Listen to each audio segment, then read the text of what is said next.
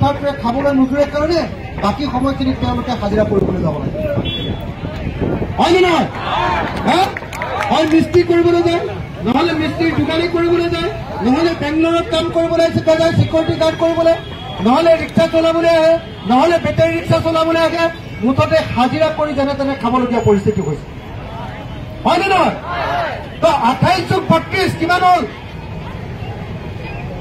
28+32 কিমান হ'ল 60 100জন মানুহৰ ভিতৰত অসমৰ 60জন মানুহৰ ঘৰত খাবলৈ নোজোৰে কি বুলি ক'ব 100জন মানুহৰ ভিতৰত 60জন মানুহৰ ঘৰত খাবলৈ নোজোৰে হয় নে নহয় তাৰ কাৰণে যদি আমাক ৰেচনৰ চাউল নিদিয়ে আমি নেখাই মৰিম কথাটো বুজিছেনে যদি ৰেচনৰ চাউল নিদিয়ে তেতিয়াহ'লে আমি নাখাই মৰিম যি সময়ত আমাৰ অসমীয়া মানুহৰ হাততে মাটি নাই হয়নে যি সময়ত আমাৰ অসমীয়া মানুহৰ হাতত মাটি যদি আছেও নিজৰ ঘৰৰ মাটিৰে ভাত খাবলৈ নোজোৰে আমাৰ নিজৰ মানুহটোৱে গৈ আনৰ ঘৰত হাজিৰা কৰিব লাগে আনৰ ঘৰত হাজিৰা কৰিব লাগে অসমৰ 32 লাখ মানুহ এতিয়া নিবনুৱা ৰেজিষ্টাৰ কৰা নিবনুৱাৰ সংখ্যা 32 লাখ অসমৰ গাঁৱৰ মানুহে এতিয়া আটাইতকৈ ডাঙৰ সপোনটো হ'ল যেনে তেনে অৰুণোদয়ত নামটো বঢ়াই দিয়া হয় নে নহয় ইয়াত যে মই বহি আছো কেইবাগৰাকী মহিলাই মোক কৈছে ছাৰ এইবাৰ মোৰ নামটো কিন্তু অৰুণোদয়ত ভৰাই দিব দেই হয়নে এই আয়ে কৈছে হয় নে নহয় অৰুণোদয়ত কিমান টকা পাওঁ 1250 টকা 1250 টকাত আমেৰিকাত 3 কেজি চাউল কিনিবলৈ নোজোৰে 3 কেজি চাউল 1250 টকাত অসমত এটা গেছ চিলিণ্ডাৰ কিনিবলৈ অকল হয়হে আমি কিমান দুখীয়া মানুহ গম পাইছেনে যদি আমাৰ নিজৰে মাটি নাই তেতিয়াহ'লে এই যে বাংলাদেশৰ পৰা যে বিদেশীবিলাক আমি আনিম তেওঁলোকক ক'ত পঢ়ুৱাম হিমন্ত বিশ্ব শৰ্মা আকাশত ক'ৰবাত তেওঁলোকৰ কাৰণে মাটি উলিয়াই দিব নেকি অসম মাটিৰ বুকুৰ পৰা মাটি কাঢ়ি ল'ব লাগিবনে নাই আৰু অসমীয়া মানুহে অসমৰ মাটি এৰি দি বাংলাদেশীক ইয়াত বহুৱাবলৈ দিম নেকি দিম নে নিদিম আৰে জোৰকে দিম নে নিদিম দিম নেকি আমাৰ মাটি বেলেগক দিম নেকি যদি নিদিয়ে তেতিয়াহ'লে আমি কাৰ সমৰ্থন কৰিব নোৱাৰো হয় নে নহয় অসমৰ মুখ্যমন্ত্ৰীয়ে কৈছে যে নতুনকে যদি এজনো বিদেশী আহে মই পদত্যাগ কৰিম এনেকে কৈছে হিমন্ত বিশ্বই হয়নে যদি নতুনকে বিদেশী অহাই নাই তেতিয়াহ'লে আইনখন কিয় আনিছা তোমালোকে হয়নে যদি অহাই নাই নতুনকে মানে আমি কি বুজি পাওঁ 71 চনৰ পাছত নতুনকে মানে 71 চনৰ পাছত হয়নে নহয় কাৰণ 71 চনলৈকে আমি বিদেশীৰ বুজাল লৈ ললো অসমে 71 চনলৈকে অসমলৈ অহা বিদেশীবিলাকক আমি নাগৰিকত্ব দি দিলো অসম চুক্তি কৰি নাগৰিকত্ব দি দিলো বাৰম্বাৰ এখন অসমত আমি বিদেশী লৈ থাকিব পাৰিম নেকি যদি নোৱাৰে জোৰকে কওঁ ইমান নোৱাৰো আমি নতুনকে এজনো বিদেশীক ইয়াতে বহিবলৈ দিব নোৱাৰো হয় নে নহয় যদি মুখ্যমন্ত্ৰীয়ে সঁচাকে তেওঁ যদি দেশৰ প্ৰতি ভাল ভাৱ আছে অসমত যদি ভাল পায় তেতিয়াহ'লে তেওঁ যে কৈছে যে নতুনকে এজনো বিদেশী আহিলে মই পদত্যাগ কৰিম নতুনকে বিদেশী আহিবৰ কাৰণে আইনখন বনাইছে গতিকে তেওঁ পদত্যাগ কৰিব লাগেনে নালাগে লাগেনে হয় নে নহয় নতুনকে বিদেশী আনি ইয়াত সংস্থাপিত কৰিবৰ কাৰণেহেতো আইনখন বনাইছে হয় নে নহয় কিমান বিদেশী ইয়াত সংস্থাপিত হ'ব জানে এই আইনখন হ'লে অসমত বাংলাদেশৰ পৰা আহি মনে মনে য'তে ত'তে বহি থকা এনেকুৱা মানুহৰ সংখ্যাটো হ'ল 15ৰ পৰা 20 লাখ 71 চনৰ পাছত 15ৰ পৰা 20 লাখ এনআৰচিতে তেনেকুৱা নাম নথকা মানুহৰ সংখ্যা হৈছে 19 লাখ 19 লাখ এনআৰচি এই NRCত যে 19 লাখ আহিছে তাৰ উপৰিও আকৌ বিদেশীবিলাকে ভয়তেতো NRCত এপ্লিকেশ্যনে দিয়া নাই বহুতে, হয়নে নহয়? অন্তত পক্ষে বাংলাদেশৰ পৰা অহা হিন্দু বাংলাদেশীৰ সংখ্যা 71 চনৰ পৰা 14 চনলৈকে অহা বিদেশীৰ সংখ্যা কমেও 15ৰ পৰা 20 লাখ। এই 15ৰ পৰা 20 লাখ মানুহক আমি অসমত বহিবলৈ দিম নে নিদিম? ঢিলা ঢিলি ঢিলা ঢিলি ঢিলা ঢিলি। হা, ভোক লাগিছে নেকি? দিম নে নিদিম? 20 লাখ মানুহকে বহিবলৈ দিম নে নিদিম? দিম নেকি? যদি কাৰোবাৰ ভিতৰত অসমীয়াত্ব আছে নহয়, নিজকে অসমীয়া বুলি ভাবে, তেওঁ হিন্দু হওক, তেওঁ মুছলমান হওক, তেওঁ খ্ৰীষ্টান হওক, তেওঁ শিখ হওক, তেওঁ জৈন হওক, যি ধৰ্মৰ মানুহেই নহওক লাগিলে কিয়, অসমীয়া বুলি যদি নিজকে ভাবে, তেতিয়াহ'লে অসমত এক চিকুটো মাটি কেতিয়াও এৰি দিব নোৱাৰে, হয়নে নহয়? আৰু হিমন্ত বিশ্ব শৰ্মা অসমীয়া নহয় কাৰণে মাটি দিম বুলি কৈছে, হয়নে হয়নে নহয়? কেলে অসমীয়া নহয়? কাৰণ তেওঁ দিল্লীৰ দালাল, হয়নে নহয়? কাৰণ তেওঁ হিমন্ত বিশ্ব শৰ্মা দিল্লীৰ দাস। দাস মানে হ'ল শ্লেভ। শ্লেভ মানে কি জানেনে? মানে মালিক বিলাকে শ্লেভ ৰাখিছিলে আগতে, আজিকালি সেইটো যুগ নাইকিয়া হৈ গ'ল। এইটো খুব বেয়া যুগ। শ্লেভ বিলাকৰ নিজৰ কোনো অধিকাৰ নাথাকে। তাকে যদি শ্লেভ কি কয়, মালিকে যদি শ্লেভক মাৰিও দিয়ে, তেতিয়াও কয় যে ভাল লাগিছে ছাৰ, আৰু এবাৰ মাৰক, এনেকে কয়। বুজিলে? মালিকে যদি দাসৰ নিজৰ মানুহজনীকো যদি লৈ যাব খোজে, তেতিয়াহ'লে সি তেওঁ মানে উল্টাই ক'ব নোৱাৰে। তেওঁ হিন্দু হওক, তেওঁ মুছলমান হওক, তেওঁ খ্ৰীষ্টান হওক, তেওঁ শিখ হওক, তেওঁ জৈন হওক, যি ধৰ্মৰ মানুহেই নহওক লাগিলে কিয়, অসমীয়া বুলি যদি নিজকে ভাবে, তেতিয়াহ'লে অসমত এক চিকুটো মাটি কেতিয়াও এৰি দিব নোৱাৰে, হয়নে নহয়? আৰু হিমন্ত বিশ্ব শৰ্মা অসমীয়া নহয় কাৰণে মাটি দিম বুলি কৈছে, হয়নে হয়নে নহয়? কেলে অসমীয়া নহয়? কাৰণ তেওঁ দিল্লীৰ দালাল, হয়নে নহয়? কাৰণ তেওঁ হিমন্ত বিশ্ব শৰ্মা দিল্লীৰ দাস। দাস মানে হ'ল শ্লেভ। শ্লেভ মানে কি জানেনে? মানে মালিক বিলাকে শ্লেভ ৰাখিছিলে আগতে, আজিকালি সেইটো যুগ নাইকিয়া হৈ গ'ল। এইটো খুব বেয়া যুগ। শ্লেভ বিলাকৰ নিজৰ কোনো অধিকাৰ নাথাকে। তাকে যদি শ্লেভ কি কয়, মালিকে যদি শ্লেভক মাৰিও দিয়ে, তেতিয়াও কয় যে ভাল লাগিছে ছাৰ, আৰু এবাৰ মাৰক, এনেকে কয়। বুজিলে? মালিকে যদি দাসৰ নিজৰ মানুহজনীকো যদি লৈ যাব খোজে, তেতিয়াহ'লে সি তেওঁ মানে উল্টাই ক'ব নোৱাৰে।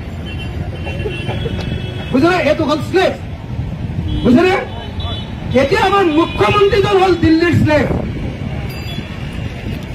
দিল্লীৰ দাস। মুখ্যমন্ত্ৰী কি হ'ব লাগে? অসমৰ কথাবিলাক দপদপাই দিল্লীত ক'ব পৰা প্ৰতিনিধিয়ে হ'ব লাগে, হয়নে নহয়? মুখ্যমন্ত্ৰী কি অসমীয়া মানুহৰ প্ৰতিনিধি, হয়নে নহয়? যদি অসমীয়াৰ দিগদাৰ হৈছে, তেতিয়াহ'লে দিল্লীত গৈ কি ক'ব লাগিব? যে ছাৰ, অসমীয়া মানুহে কোনো পধ্যে নামানে, আমাৰ অসমত কোনো মাটি নাই, আমি নতুনকে কোনো বিদেশীক দিব নোৱাৰো, ইয়াত যিবিলাকক দিলো, আমি শান্তিৰে আছো। এতিয়া যদি এইটো কৰে, আমাৰ ৰাজ্যখন পুৰা অশান্তি হৈ যাব। ছাৰ, আমি কোনো পধ্যে মানি ল'ব নোৱাৰো। মই যেতিয়ালৈকে মুখ্যমন্ত্ৰী কৈ আছো, ইয়াত আমি কোনো পধ্যে বিদেশীক নিদিওঁ। ক'ব লাগিছিলে নে নাই? ক'ব লাগিছিলে নে নাই? হিমন্ত বিশ্ব যে ইমান দাদাগিৰি দেখুৱাই থাকে, দপদপাই থাকে, তোক আমুক কৰিম, অখিল গগৈকটো সদায় মাৰিমেই কৈ থাকে, হয়নে নহয়? বাকী আমুকক আমিক কৰিম, তামুকক তামিক কৰিম। কালি সাংবাদিক এজনক কেনেকৈ অত্যাচাৰ কৰিছে গম পাইছেনে নাই? পাইছেনে? সাংবাদিক এজনে সুধিলে যে শিৱসাগৰত যে হাজাৰ হাজাৰ মানুহে প্ৰতিবাদ কৰিছে, তাৰ সম্পৰ্কে আপোনাৰ স্থিতি কি? তেতিয়া সাংবাদিকজনক প্ৰশ্নটো সোধাৰ কাৰণে কৈছে যে আপোনাক এৰেষ্ট কৰি দিব, পুলিচক মেজিষ্ট্ৰেটক এনেকে কৈছে। হা, কি তাৰমানে? তেওঁ অসমীয়াৰ ওপৰত দাদা, দিল্লীত ভিজা নাই, হয়নে নহয়? তেনেকুৱা মানুহক কি বুলি কয়? দিল্লীৰ দালাল, হয়নে? দিল্লীৰ শ্লেভ, হয়নে? ইমান বেয়াকে অসম বিধানসভাৰ এজন বিধায়ক হিচাপে ইমান বেয়াকে এই কথাটো কোৱাৰ পাছত যদি তেওঁ সন্মান আছে, তেতিয়াহ'লে তেওঁ তাৰ বিৰোধিতা কৰা উচিত, হয়নে নহয়? হয়নে নহয়? মই যেনেকে বিধায়ক, তেওঁ বিধায়ক, কিন্তু একে বিধায়কজনে মই তেওঁক দালাল বুলি কলো, দাস বুলি কলো,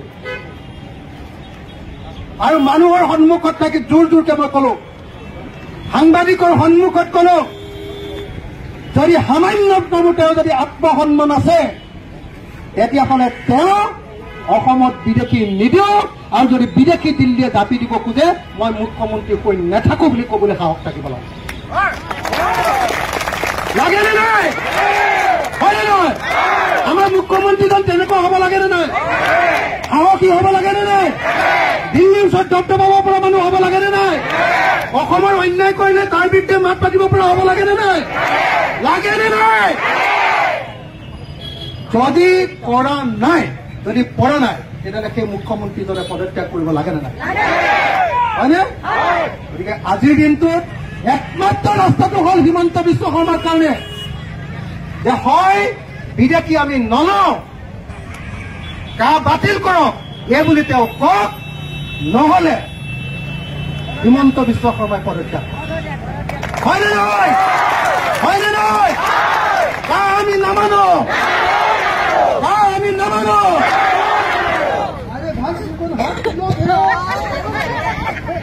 অসমীয়া হ'লে হ'ব নেকি কা আমি নামানো কা আমি নামানো কা আমি নামানো হিমন্ত বিশ্ব হাই হাই হিমন্ত বিশ্ব হাই হাই দিল্লীৰ ডাক হিমন্ত বিশ্ব শৰ্মা হাই হাই দিল্লীৰ দালাল হিমন্ত বিশ্ব শৰ্মা হাই হাই বিদেশী আমাক নালাগে বিদেশী আমাক নালাগে কা আমাক নালাগে কা বাতিল হ'ব লাগিবই কা অসমীয়াই নামানে কা অসমীয়াই নামানে কা অসমীয়াই নামানে অমিত শ্বাহে কৈছে আমি কা বাতিল নকৰো কা থাকিবই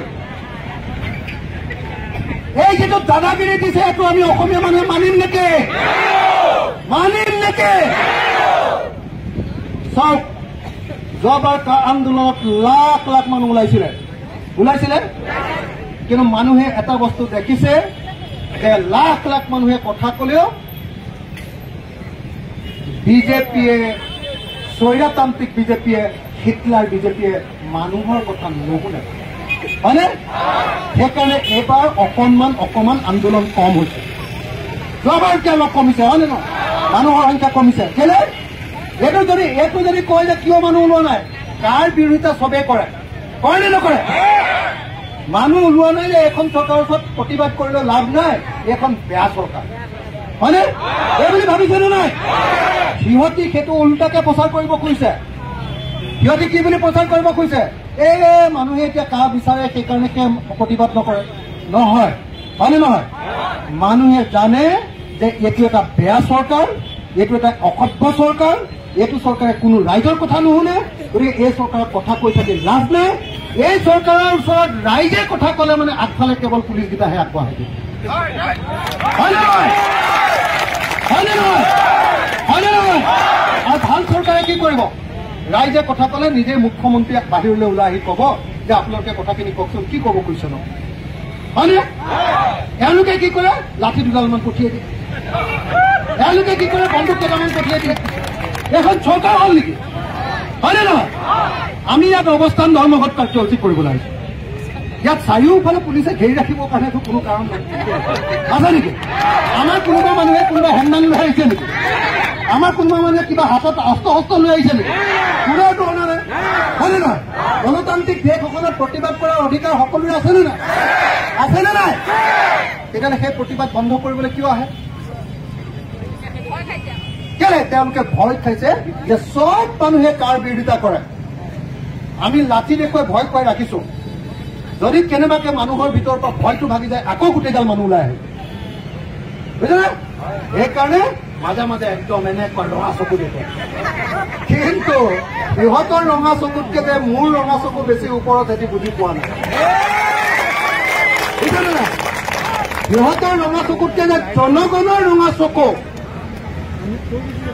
মানুহৰ খং যে তাতকে বহুত বেছি সেই কথাটো সিহঁতে বুজি পোৱা নাই হয়নে নহয় আমাক বিদেশী লাগে নেকি সঁচাকে লাগে নেকি কাৰোবাৰ বিদেশী লাগে নেকি কাৰোবাৰ পৃথিৱীৰ কোনো মানুহক বিদেশী নালাগে অলপ আগতে মই আপোনালোকক এজন মানুহক চিনাকি কৰিলো আমাৰ যোৰহাটৰ সভাপতি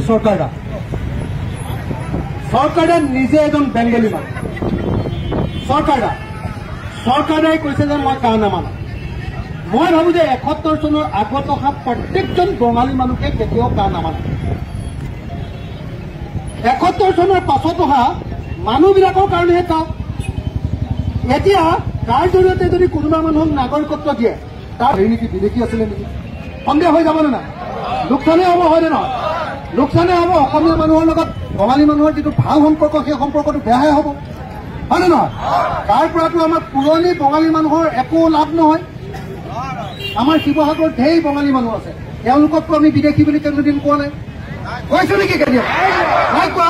শিৱসাগৰত যিমানবিলাক বঙালী মানুহ আছে আমিতো কোৱা নাই যে ইয়াৰ এজনো মানুহ বিদেশী, কৈছো নেকি? নাই কোৱা। আজি যেতিয়া কাৰ জৰিয়তে বিদেশীবিলাকে নাগৰিকত্ব পাব, তেতিয়া মানুহে আকৌ সন্দেহ কৰিব, এওঁ বা কোনটো চাইডৰ, হয়নে নহয়? গতিকে আমাৰ ইয়াত থকা বঙালী মানুহৰ প্ৰতি এইটো অপকাৰহে হ'ল। সেইটোৰ পৰাতো বঙালী মানুহৰ একো উপকাৰ নহ'ল। উপকাৰ কাৰ হ'ল? উপকাৰ অকল বিদেশীকেইটা। উপকাৰ কাৰ হ'ল? বিদেশী। উপকাৰ কাৰ হ'ল? নৰেন্দ্ৰ মোদী, হয়নে? কেলে যে তেওঁলোকে ভোট কেইটামান পালে, আমাক নাগৰিকত্ব দিছে, গতিকে বিদেশী ভোট কেইটামানৰ কাৰণে সিহঁতি এনেকুৱা কৰিব খুজিছে, হয়নে নহয়?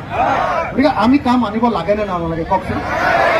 দ্বিতীয় এটা কথা কৈ মই শেষ কৰি দিম, 3 নম্বৰ মোৰ কথাটো। দ্বিতীয় কথাটো হ'ল শ্ৰদ্ধেয় ৰায়, এতিয়া যে বিদেশীবিলাক আহিব, বিদেশীবিলাকে বাংলাদেশৰ পৰা আহিছো, মই বাংলাদেশৰ পৰা আহিছো, ইমান চনত মই আহিছো বুলি কৈ এপ্লাই কৰি দিলেই এতিয়া নাগৰিকত্ব পাব। সঁচাকে তেওঁ বাংলাদেশৰ মানুহ হয়নে নহয়? সঁচাকে তেওঁ তাৰ পৰা খেদা খোৱা মানুহ হয়নে নহয়?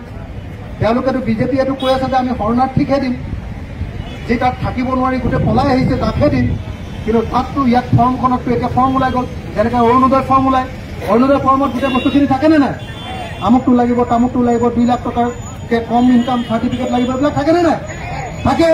তো এতিয়া এই যিখন ফৰ্ম আহিছে, সেই ফৰ্মখনত বেলেগ একো নাই যে আমুক বাংলাদেশৰ পৰা আহিছো বুলি লিখি দিব লাগে, আমুক চনত আহিছো বুলি লিখি দিব লাগে, আৰু একো ডকুমেণ্ট দিব নালাগে, আৰু একো হেৰিয়াৰ প্ৰমাণ দিব নালাগে যে তেওঁ বাংলাদেশৰ পৰা ইমান চনত আমুক কাৰণতহে পলাই আহিছে বুলি, মানে তাতে মুছলমানে খেদিলে কাৰণেহে পলাই আহিলো বুলি কোনো প্ৰমাণ দিব নালাগে। তাৰমানে কি? যদি এইটোৱে হয় শ্ৰদ্ধেয় ৰায়, বাংলাদেশত আৰু 1,70,000 মানুহ আছে হিন্দু। এতিয়া আহি গ'ল 15ৰ পৰা 20 লাখ, আহি গ'ল 15ৰ পৰা 20 লাখ, নাম্বাৰ 1। আৰু আছে 1,70,00,000। সেইবিলাক কলৈ আহিব? 3খন ঠাই, পশ্চিমবংগ, ত্ৰিপুৰা আৰু অসম, মেইনলি এই 3খন ৰাজ্যলৈ আহিব। আৰু পশ্চিমবংগই কৈ দিছে যে আমাৰ ইয়াত এটাকো কাৰ অধীনত কাকো নাগৰিকত্ব নিদিব, এটাকো নিদিব বুলি। ত্ৰিপুৰা সৰু ঠাই, তাততো নাগৰিকত্ব দিবলৈ জাগাই নাই। ইতিমধ্যে ত্ৰিপুৰাৰ গোটেই লোকেল মানুহবিলাকৰ হাতৰ পৰা ইতিমধ্যে বেংগলী মানুহবিলাকৰ হাতলৈ হেৰি গুচিয়ে গৈছে, ক্ষমতা গুচিয়ে গৈছে, তাততো দিবলৈ জাগাই নাই। তেতিয়াহ'লে আহিব ক'লে?